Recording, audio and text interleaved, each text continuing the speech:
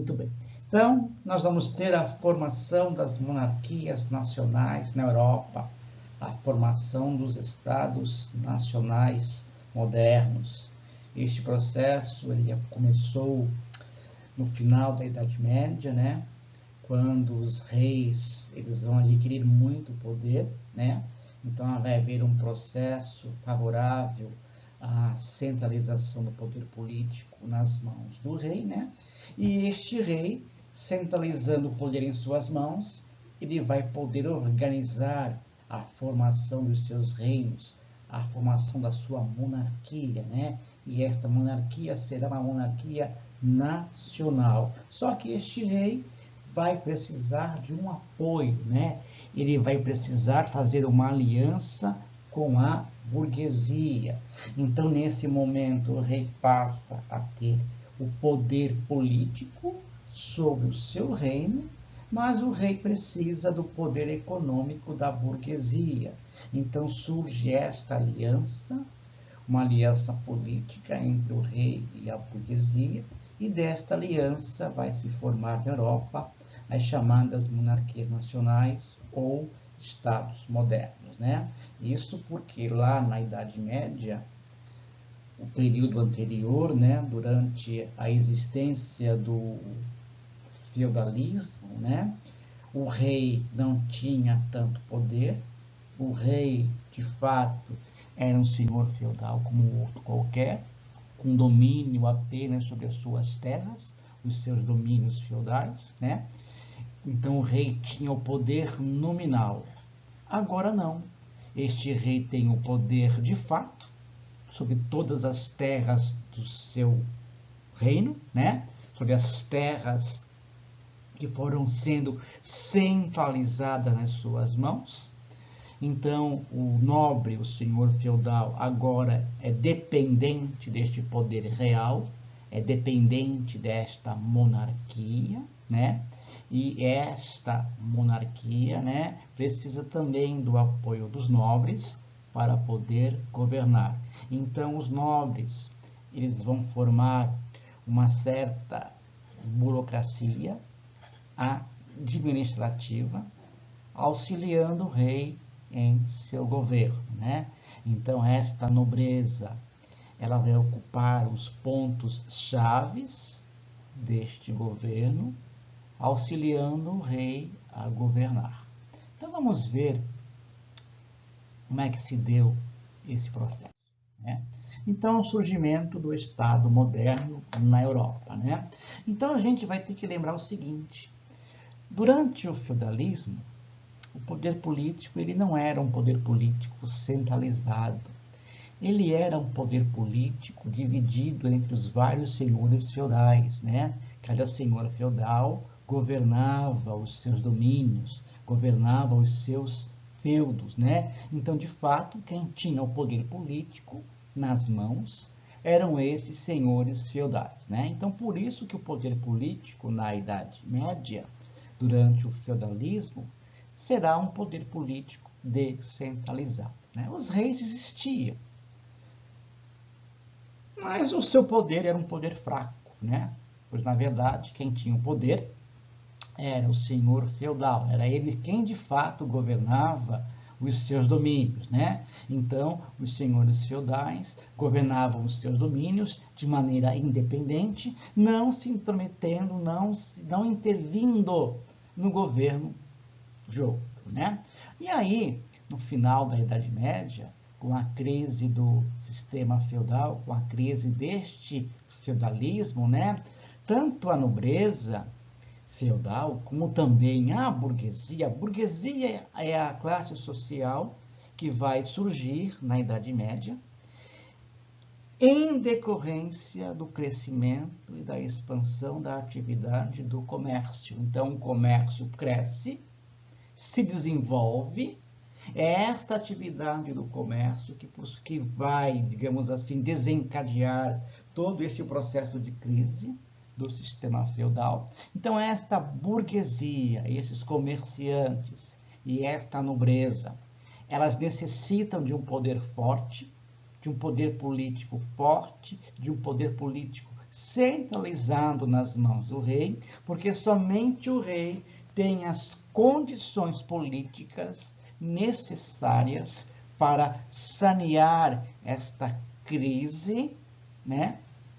E era um poder que vai, de certa maneira, criar os mecanismos, os meios para reprimir as revoltas de camponeses. Essas revoltas dos camponeses ameaçavam nos campos o poder dos nobres. Os nobres não tinham força, não tinham poder para reprimir essas revoltas de camponeses. Os nobres recorriam quase sempre à ajuda dos exércitos reais, né?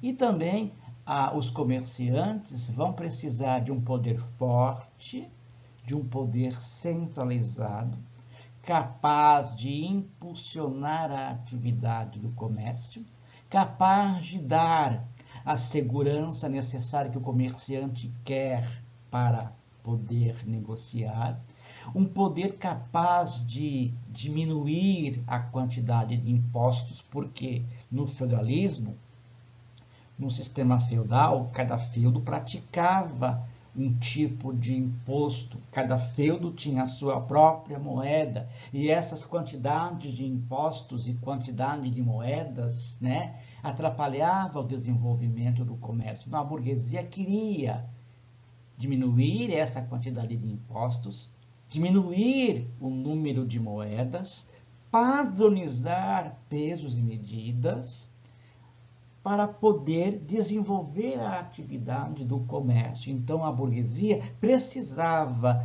do poder do rei para impor uma política voltada para a atividade do comércio.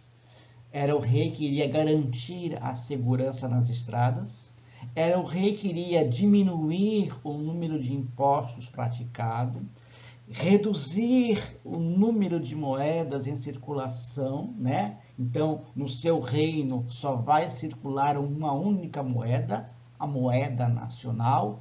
Os pesos e medidas serão padronizados, né? Então, em todo o reino vai se praticar a mesma moeda, se praticar o pagamento do mesmo tipo de imposto, se vai se praticar os mesmos pesos e medidas. Então, a burguesia precisava deste apoio, deste monarca, deste rei, para impulsionar a atividade do comércio.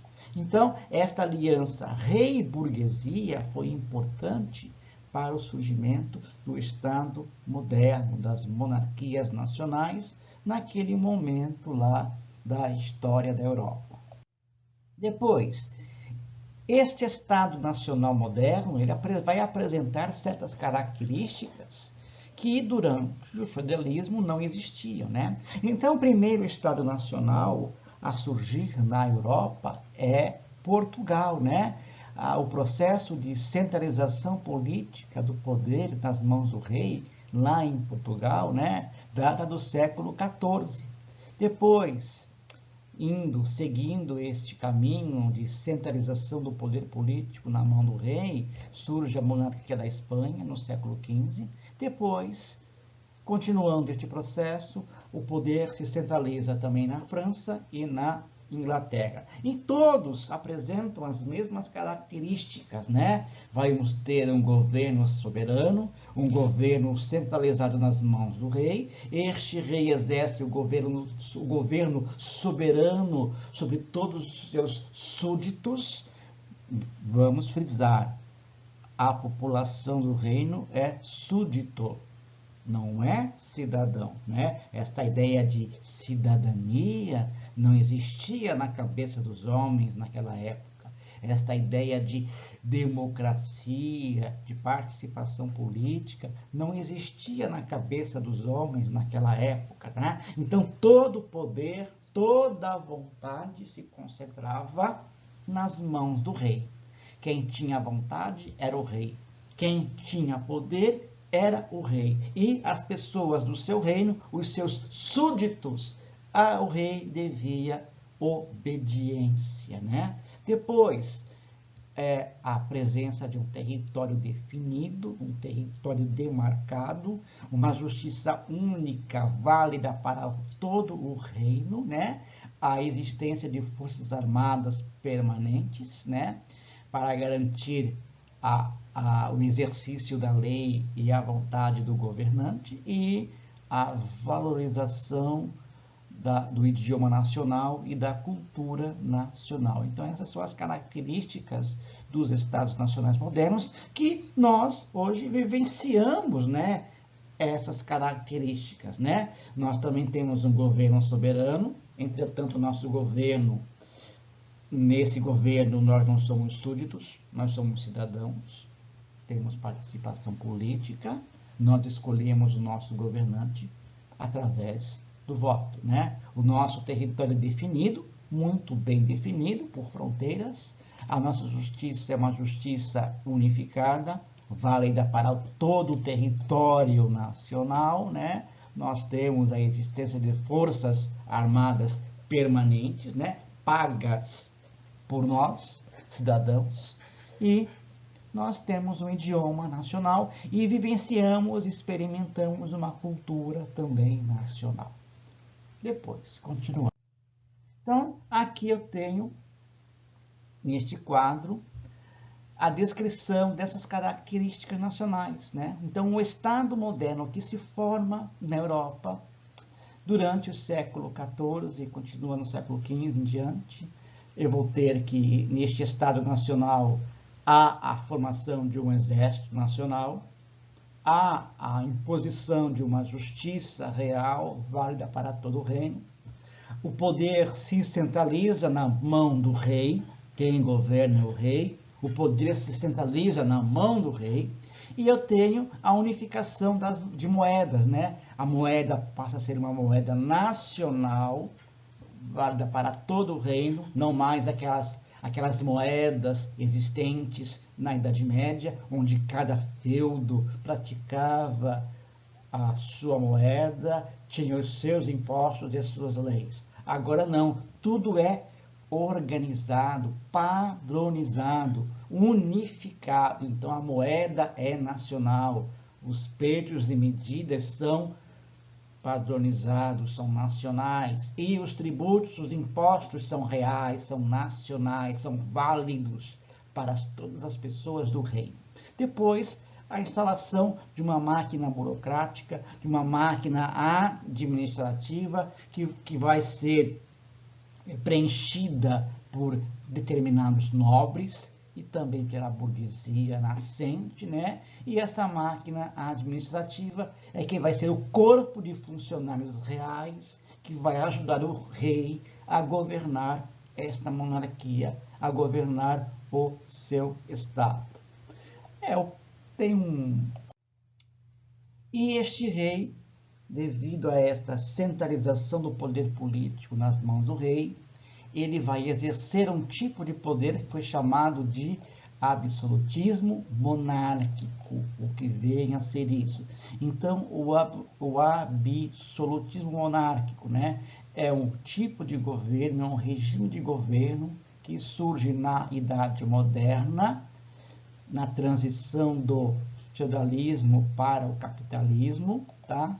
Entre os séculos XIV e XVIII, né? Onde, com a formação do Estado moderno, o rei passa a concentrar em suas mãos vários e muitos poderes. Então, esse absolutismo monárquico, explicando ele, definindo ele, é justamente isto, essa concentração de poderes nas mãos dos reis. Então, absolutismo monárquico é isso, é a concentração de poderes nas mãos dos reis. E, exemplificando esse regime político, nós temos a figura marcante do Luís XIV da França, que com uma frase definiu muito bem o que seria esse absolutismo.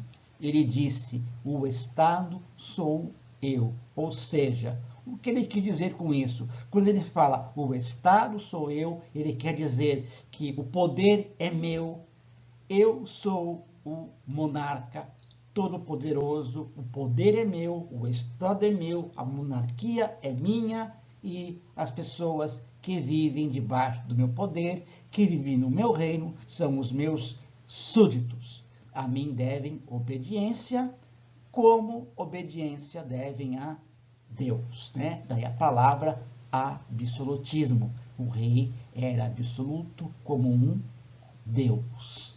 Muito bem, então isso é o absolutismo e ele se formou, se constituiu em decorrência da formação do Estado moderno, que vai centralizar todos os poderes políticos na mão da figura do rei, que representa o Estado Nacional moderno. Continuando. Agora, a nossa atividade. Então, com base na leitura do texto, os senhores vão responder essas questões no caderno. Então, a primeira é uma questão de múltipla escolha. De acordo com o texto, assinale a alternativa que não corresponde à centralização do poder político. Então, quais dessas afirmações aqui, dessas características, não corresponde à centralização do poder na mão do rei? Depois, 2. A centralização do poder e o gradual desaparecimento da servidão e do sistema feudal ocorreu devido a uma aliança entre. Então, esta aliança que surge é uma aliança entre burgueses e servos, descentralizando a política, burgueses e rei, servos e rei, os servos queriam destruir os feudos.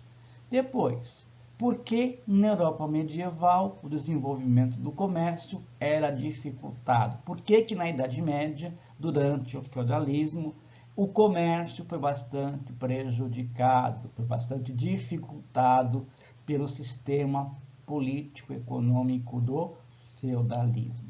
Eu espero que todos possam responder essas questões, que todos possam ter uma boa semana de estudos, que todos possam estar bem em suas casas com seus familiares, e eu espero tê-los de volta aqui comigo na próxima semana com o roteiro 15, se Deus quiser. Então, que todos tenham uma ótima semana e até a próxima semana, se Deus quiser. Muito obrigado.